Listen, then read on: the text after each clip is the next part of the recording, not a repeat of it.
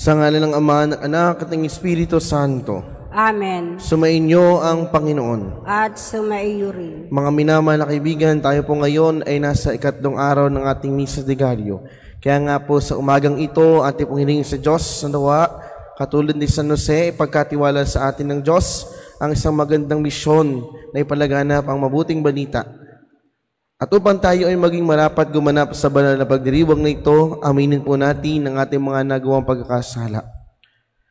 Inaamin ko sa makapangyarihang Diyos at sa inyo mga kapatid, na lubha akong nagkasala sa isip, salita, sa gawa, at sa aking pagkukulang. Kaya isinasamo ko sa Mahal na Birheng Maria, sa lahat ng mga anghel at mga banal, at sa inyo mga kapatid na ako'y panalangin sa Panginoong ating Diyos. Kawan tayo ng makapangyarihang Diyos, patawarin tayo sa ating mga kasalanan at patnubayan tayo sa buhay na walang hanggan. Amen.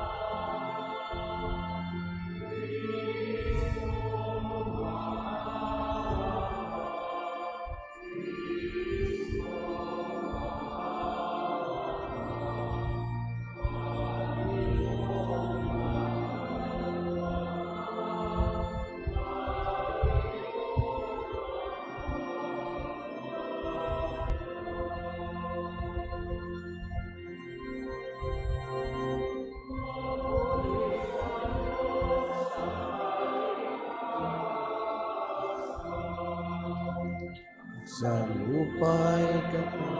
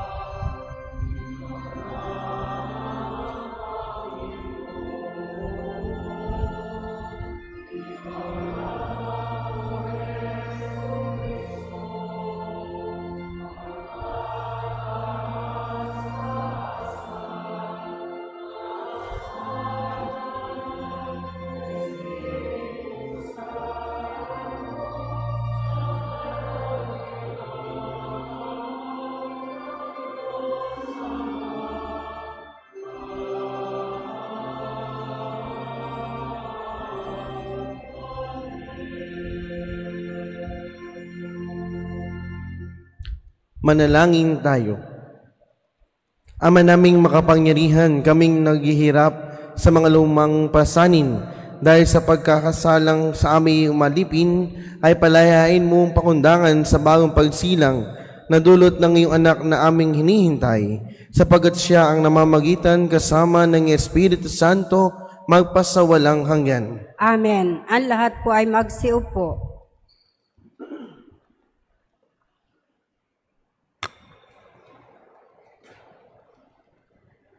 Pagbasa mula sa aklat ni Propeta Jeremias. Nalalapit na ang araw, sabi ng Panginoon, na pasisibulin ko muli sa lahi ni David ang isang sangang matuwid, isang hari na buong karunungang maghahari. Paiiralin niya sa buong lupain ang batas ng katarungan. Magiging matiwasay ang Huda sa panahon ng kanyang pamamahala at ang Israel ay mapayapang mamumuhay. Ito ang pangalang itatawag sa kanya. Ang Panginoon ay matuwid. Sinasabi ng Panginoon, darating nga ang panahon na ang mga tao'y di na manunumpa ng ganito. Nariya't buhay ang Panginoong nagpalaya sa Israel mula sa Ehipto. Sa halip, sasabihin nila, saksi ko ang Panginoon na nagpalaya sa mga Israelita mula sa lupain sa hilaga at sa lahat ng lupaing pinagtapunan ko sa kanila. Babalik sila sa sariling lupa at doon muling mamumuhay. Ang salita ng Diyos.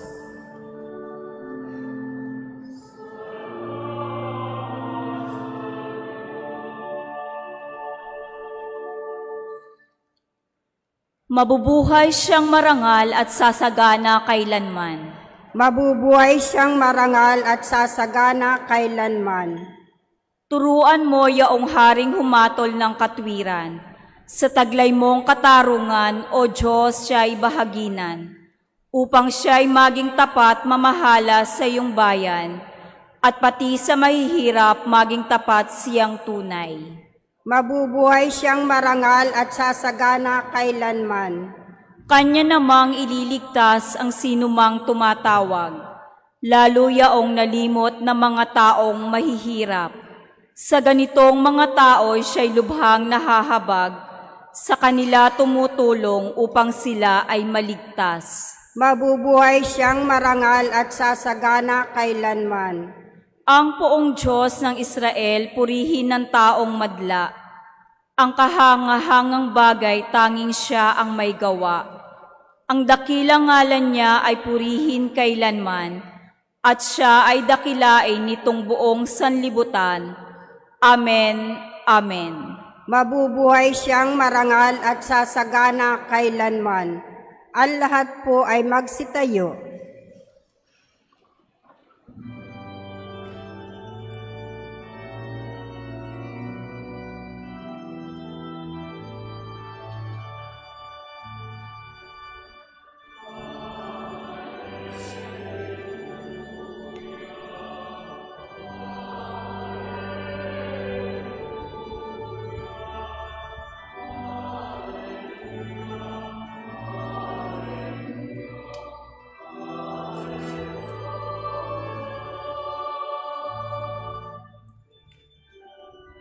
Namumuno ng Israel, nagbigay utos sa amin, halina't kami sagipin.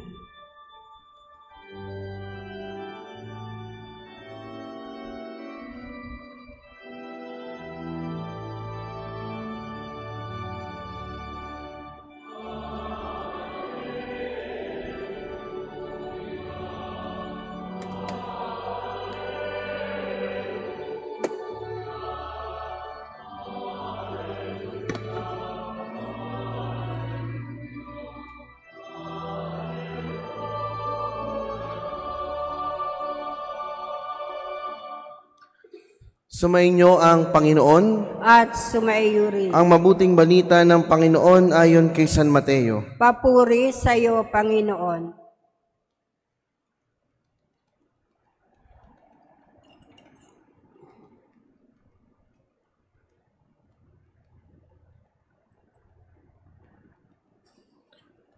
Ganito ang pagkapanganak kay Jesucristo. Si Maria na kanyang ina at si Jose ang nakatakdang ng pakasal. Ngunit bago sila nakasal, si Maria ay natagpo ang nagdadalang tao. Ito ay sa pamagitan ng Espiritu Santo. Isang taong matuwid itong si Jose na kanyang magiging asawa. Ngunit ayaw niyang mapahiya si Maria, kaya ipinasya niyang hiwalayan ito ng lihim. Samantalang iniisip ni Jose ito, napakita sa kanya sa panaginip ang isang anghel ng Panginoon. Sabi nito sa kanya, Jose, anak ni David, huwag kang matakot na tuluyang pakasalan si Maria, sapagkat siya'y naglihi sa pamamagitan ng Espiritu Santo. Manganganak siya ng isang lalaki, at ito'y pangangalanan mong Jesus, sapagkat siya ang magliligtas sa kanyang bayan sa kanyang mga kasalanan. Nangyari ang lahat ng ito upang matupad ang sinabi ng Panginoon sa pamamagitan ng propeta. Maglilihi ang isang dalaga at manganganak ng isang lalaki at tatawagin nitong Emmanuel, ang kahulugay kasama natin ng Diyos. Nang magising si Jose, sinunod niya ang utos ng anghel ng Panginoon. Pinakasalan niya si Maria, ngunit hindi ginalaw ni Jose si Maria hanggang sa may panganak nito ang isang sanggol na lalaki na pinangalanan niyang Jesus. Mga minamahal na kaibigan, ang mabuting balita ng Panginoon.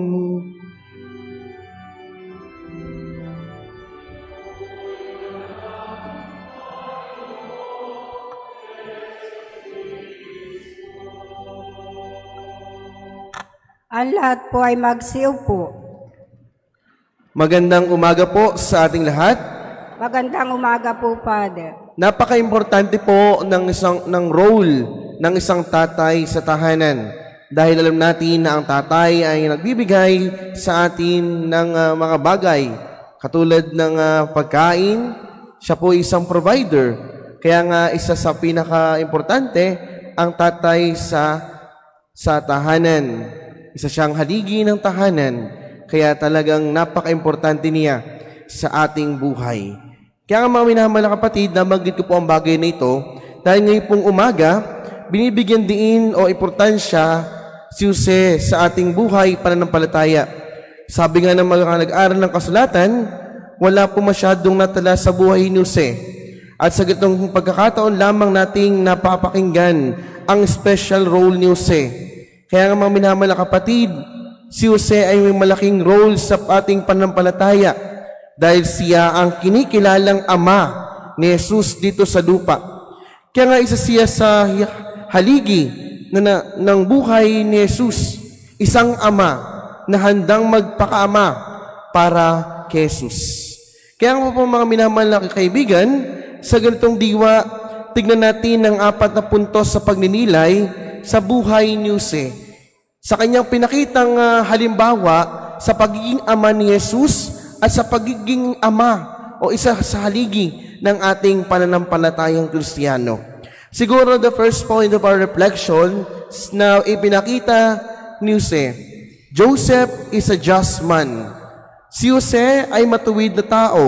Kumbaga dahil nga siya ay galing sa lahi ng mga marangal, ngunit noong natagpuan niyang buntis si Maria, ang alam niya sa sarili niya na hindi niya ginalaw si Maria, naroon ang kanyang agam-agam na huwag pakasalan si Maria.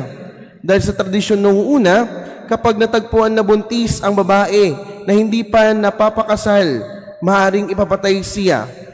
Kaya naman naisip ni Jose na iwan si Maria. Subalit hindi niya ginawa iyon dahil sa pagmamahal niya kay Maria. At nung nakita niya sa panaginip ang Anghel Gabriel, nakita niya lalo ang mahalagang tungkulin niya sa buhay ni Maria at Jesus. Kaya nga masasabi po agad natin sa unang puntos, sa pagiging matuwid ni Jose, naroon pa rin ang kanyang agam-agam at pagkatakot na baka siya mapahamak dahil natagpuan niyang buntis si Maria. At kung titignan naman po natin nung tradisyon nung una, kapag natagpuan nga po buntis ang isang dalaga na walang ama, pwede siyang batuhin at patayin. Kaya nga kung titingnan po natin, kung applicable ngayon po ito, ngayong panahong ito, ay paniguradong marami nang namatay na dalaga ng mga naagang nabuntis dahil pinagbabato na. Kaya nga tingnan natin kung gaano ka-strict ang batas ng unang panahon. Pero dahil nga sa kabukasan ng kalooban ni Jose at sa kanyang pagmamahal kay Maria, nandoon ang kanyang sakripisyo. At dahil nga doon, siya'y itinuring na ama ni Jesus at ipinagpatuloy ang misyong ipinagkatiwala sa kaniya. Kaugnay po noon sa unang puntos, naroon din po ang ikalawang puntos na kaugnay din ng buhay ni Joseng ipinakita. Joseph is obedient man, masunurin. Kaya nga nung pinadala ng Diyos ang anghel kay Jose, doon siya nalinawan sa kanyang misyon. Kaya naman nagtiwala sa Diyos sa magaganap sa buhay niya. Kaya naman naging masunurin siya sa plano ng Diyos. Sa confirmation ng anghel o sa pagdalaw ng anghel kay Jose, doon na-confirm ang agam-agam niya sa buhay na kung saan kailangan niya talagang sumunod sa plano ng Diyos. Kumbaga, ang buhay ni Jose ay parte ng plano ng kaligtasan ng sanlibutan. Sa kanyang pagtatanggol kay Maria at sa pag-aalaga kay Jesus, naroon ang plano at ipinakita niya na siya ay masunurin sa ating Diyos. Kaya nga, napakaganda ng binigay na halimbawa ni Jose. Isa siyang masunuring tagasunod o tagapag-alaga ng ating Panginoong Jesus. Sa ikatlong puntos na ipinakitang buhay ni Jose, siya po ay isang silent worker. Si Jose ay isang taong matahimik. Lagi lang siyang nasa behind the scene, subalit napakalaki ng role niya bilang ama ng manunubos. Kaya naman, gumagawa ng tahimik si Jose sa buhay ni Jesus. Kaya napaka-importante po ng katahimikan sa buhay ni Jose. Dahil sa katahimikan, naroon ang kanyang pagninilay at pagdarasal upang tanggapin ang plano ng Panginoong Diyos. Sa katahimikan, nakita niya na dapat sumunod sa plano ng Diyos. Siya ay gumagawa ng tahimik dahil alam niya na sa katahimikan, naroon ang presensya ng Diyos. At sa huling puntos sa buhay ni Jose, siya po ay isang exemplar. The life of good man is a living lesson. Kumbaga, ang mga halimbawa ni Jose na nagpapakita ng mga pagmamahal niya sa misyon ay naroon. Kaya naman ganoon na lamang ang kanyang role sa buhay o sa role ng buhay ni Jesus.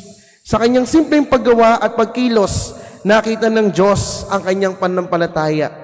Dahil sa kanyang pagiging mabuting tao, sa pagiging mabuting katiwala sa mga plano ng Diyos, ipinakita ni Jose na siya isang karapat-dapat na tawaging masunurin at may halimbawang mabuti sa lipunan.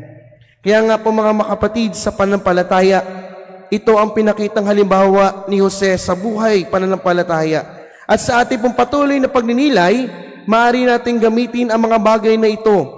Kung nais nating matutong sumunod sa plano ng Diyos sa ating buhay o sa ating paggalaw sa mundong ito, isipin lang natin ang ipinakitang halimbawa ni Jose.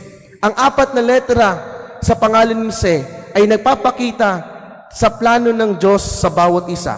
Kaya nga kung nais nating sumunod sa plano ng Diyos, narito ang 4 na letra na ipinakita sa buhay ni San Jose na pwede nating magamit sa buhay kabanalan.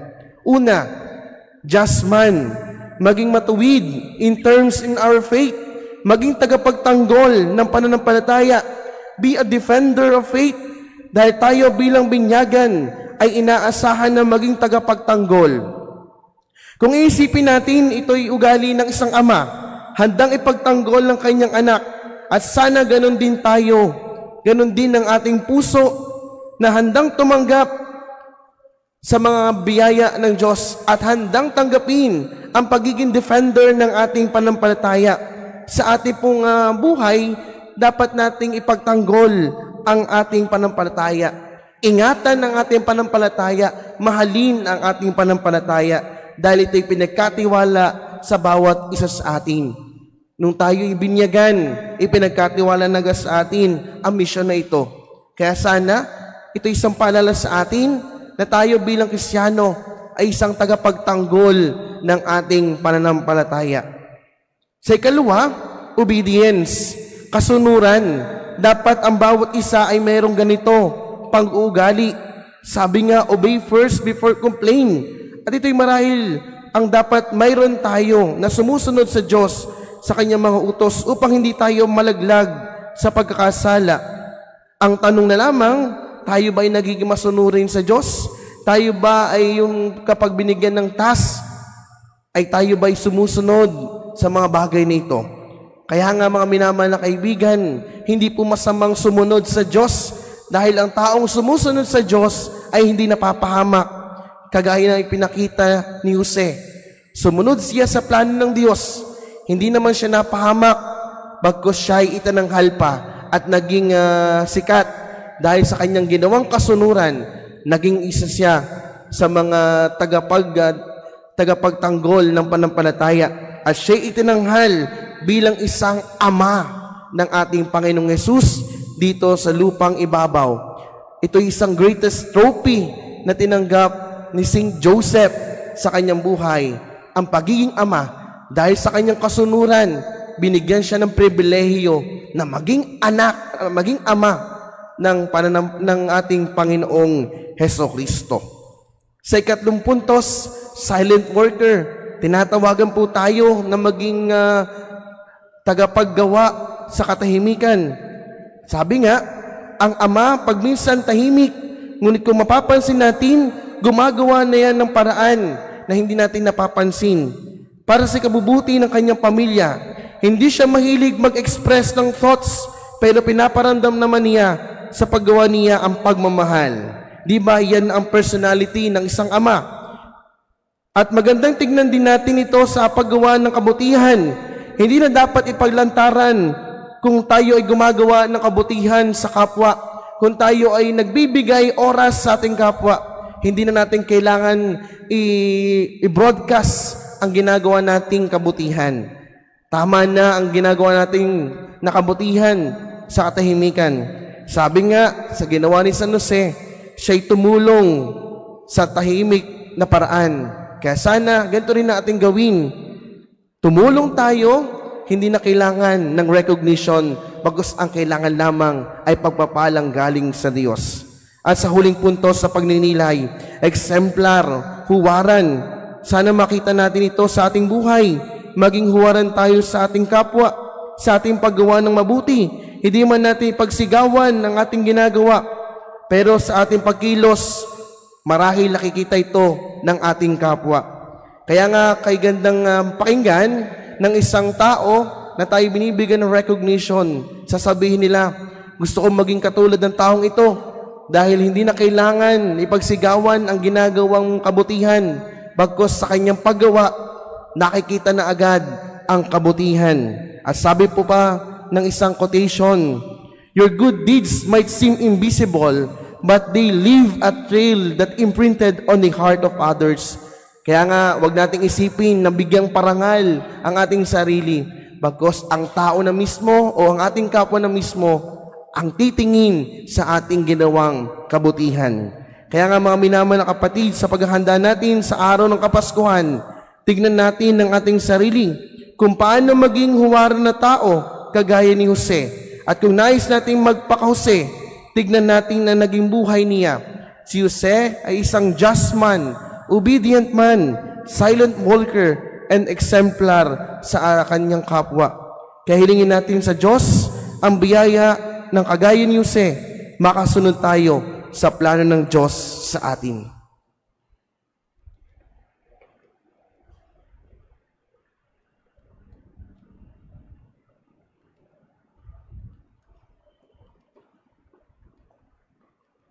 Ang lahat po ay magsitayo.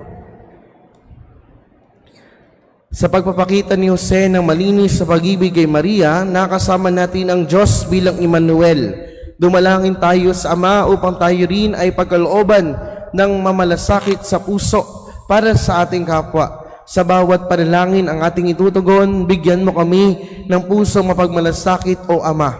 Bigyan mo kami ng pusong mapagmalasakit, O Ama. Upang ang Santo Papa, mga obispo pari at diakono ay maging instrumento na mapagmamalasakit na pag-ibig ng Diyos.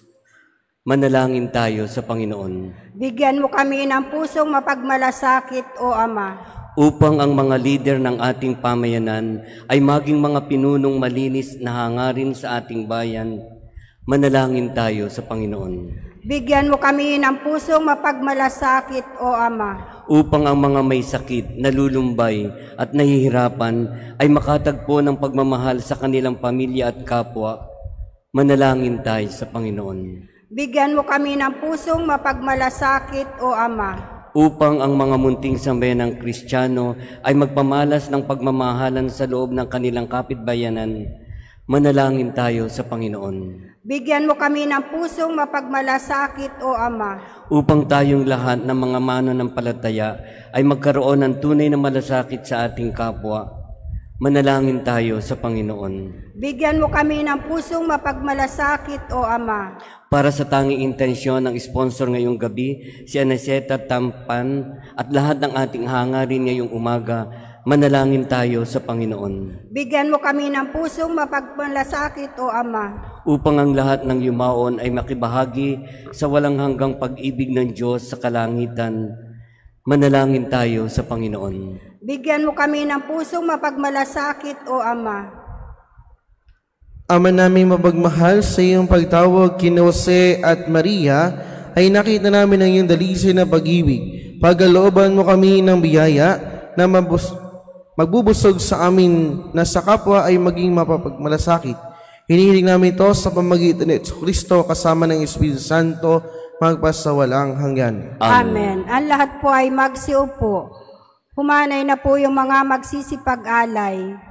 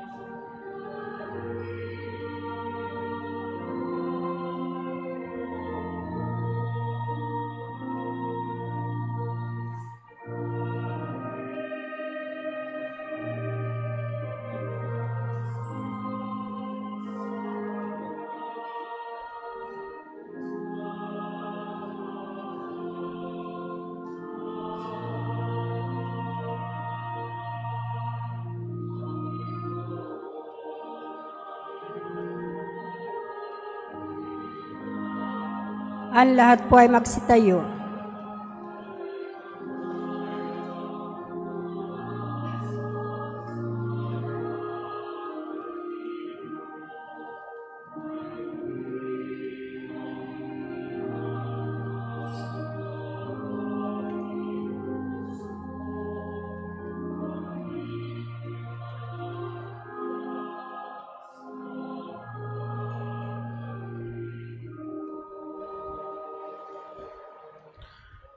Manalangin kayo mga kapatid upang paghahay natin na kalugdan ng Diyos amang makapangyarihan. Tanggapin nawa ng Panginoon ito paghahain sa iyong mga kamay, sa kapurihan at karangalan, sa ating kapakinabangan at sa buong sambay niyang banal. Ama naming lumikha, ang pagdiriwang naming nitong paghahain sa iyo ay mapagindapat nawa kami mapakimbabaw ng ngalan mo, upang kami maging marapat makasalo sa buhay na walang maliw ng anak mong naging abang tao, upang kami pagalingin, sapagkat siyang namamagitan kasama ng Espiritu Santo magpasawalang hanggan. Amen. Sumainyo ang Panginoon. At sumaiyo rin. Itaas sa Diyos ang iyong puso at diwa. Tinaas na namin sa Panginoon. Pasalamatan natin ang Panginoong ating Diyos. Marapat na siya'y pasalamatan. Ama naming makapangyarihan, tunay nga marapat ikaw ay aming pasalamatan sa pamamagitan ni Jesucristo na aming Panginoon. Ang pagsusugo mo sa Kaniya ay pinahayag ng lahat ng mga propeta. Ang pagsilang niya ay pinananabikang na mahal na Birheng kanyang inang tunay sa kapangyarihang Espiritong Banal. Ang pagdating niya inilahad ni Juan Bautista sa kanyang pagbibinyag. Ngayong pinaghahandaan namin ang maligayang araw ng kanyang pagsilang. Kami nananabik at nananalangin lubos na makaharap sa kanyang kadakilaan. Kaya't kaysa ng mga anghel nagsisiawit ng papuri sa iyo, nang walang humpay sa kalangitan, kami nagbubunyi sa iyong kadakilaan.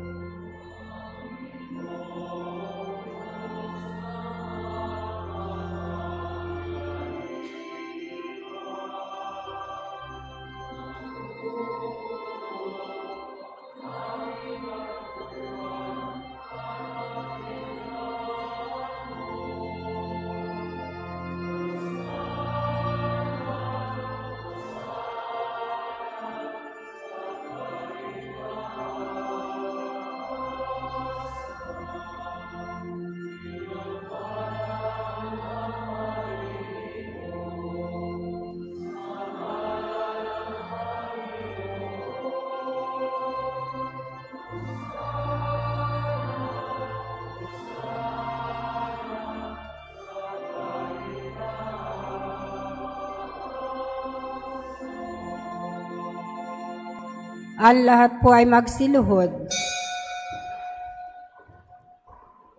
Ama naming banal, ikaw ang bukal ng tanang kabanalan. Kaya sa pamamagitan ng Espiritu, gawin mong banal ang mga kaloob na ito, upang para sa amin maging katawan at dugo ng aming Panginoong Heso Kristo. Bago niya pinagtiis ang kusang loob na maging handog, hinawakan niya ang tinapay, pinasalamatan kaniya, pinaghati-hati niya yon, iniabot sa kanyang mga lagad, at sinabi, "Tanggapin niyo lahat ito at kanin. Ito ang aking katawan na ihahandog para sa inyo."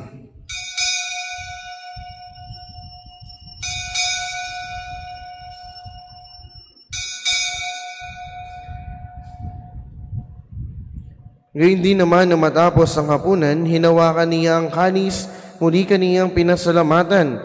Iniabot niya ang kanis sa kanyang mga lagad at sinabi, "Tanggapin niyo lahat ito at inumin. Ito ang kalis ng aking dugo ng bago at walang hanggang dipan. Ang aking dugo na ibubuhos para sa inyo at para sa lahat. Sa kapagpapatawad ng mga kasalanan, gawin niyo ito sa pag-alaala sa akin."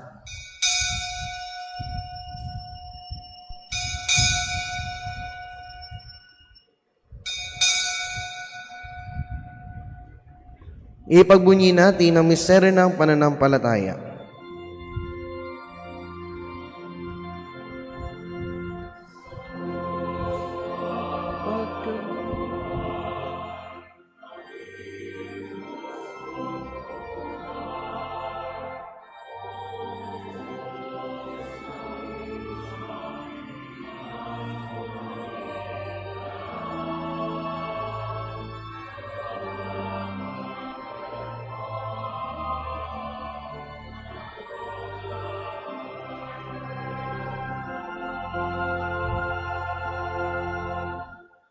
Ama, ginagawa namin ngayon ng pag-alaala sa pagamatay at muling pagkabuhay ng iyong anak. Kaya tiniyari namin sa iyo ang tinapay na nagbibigay buhay at ang kalis na nagkakaloob ng kaligtasan. Kami nagpapasalamat dahil kami iyong minarapat na tumayo sa harap mo para maglingkod sa iyo.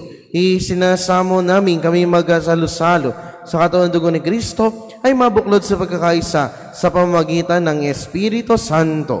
Amalingapin mo yung simbahang laganap sa buong daigdig. Puspusin mo kami sa pag-ibig kay San Francisco na aming Papa at Imel Rey naming Obispo at ng Tanang Kaparian. Alalahanin mo rin ang mga kapatid naming nahimlay na may pag-asang sa muling mabuhay, gayon din na lahat ng mga pumanaw. Kawan mo sila at patuloyin sa iyong kaliwanagan. Kawan mo at pagindapati kami lahat na makasalo sa iyong buhay na walang wakas, kaysa ng mahal na Birheng Maria, Ina ng Diyos, kaysa ni San Jose na kanyang esposo, kaysa ng mga apostol ni San Fernando na aming patron, at ng lahat ng mga banal na namuhay dito sa daigdig ng kalugod-lugod sa iyo. May pagdiwang nawa namin na ang pagpupuri sa kararangal mo sa pamamagitan ng anak na aming Panginoong Heso Kristo.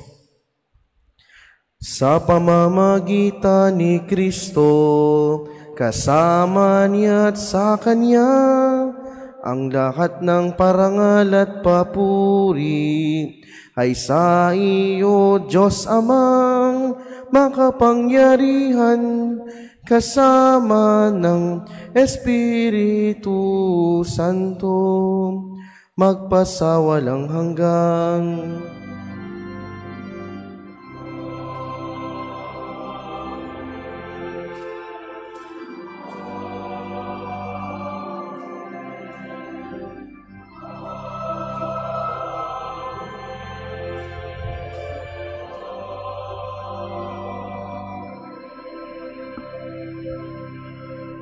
Ang lahat po ay magsitayo. Sa tagubili ng mga naagaling na utos sa turo ni Jesus na Panginoon natin na Diyos, ipahayag natin ng lakas loob.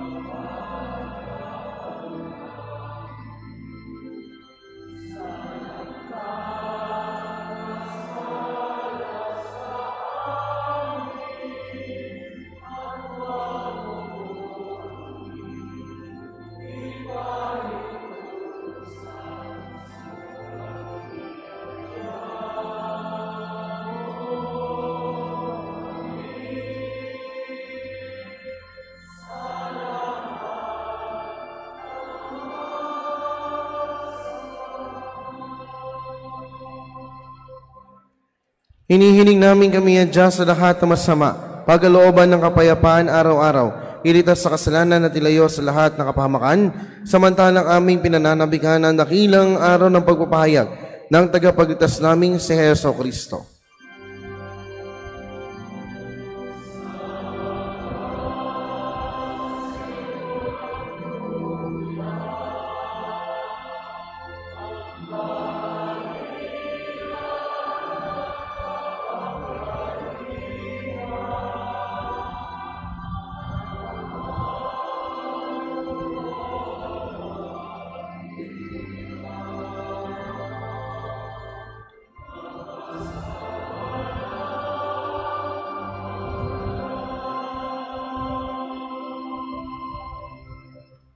Panginoong Kristo, sinabi mo sa iyong mga apostol, kapayapaan ang iniiwan ko sa inyo. Ang aking kapayapaan ang ibinibigay ko sa inyo. Tunghayan mo ang aming panampalataya at huwag ang aming pagkakasala. Pagalooban mo kami ng kapayapaan at pagkakaisa ayon sa iyong kalooban. Kasama ng Espiritu Santo, magpasawalang hanggan. Amen. Ang kapayapaan ng Panginoon ay laging sumainyo. At sumainyo rin. Magbigayan kayo ng kapayapaan sa isa't isa.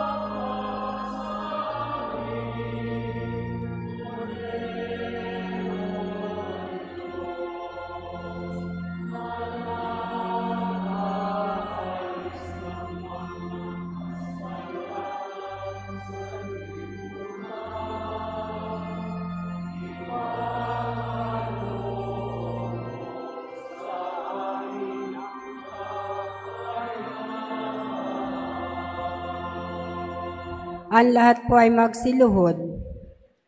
Ito ang kordero ng Diyos. Ito ang nag-aalis sa mga kasalanan ng sanlibutan. Mapalad ang mga hinaniyahan sa kaniyang piging. Panginoon, hindi ako karapat-dapat na magpatuloy sa iyo, ngunit sa isang salita mo lamang ay gagaling na ako.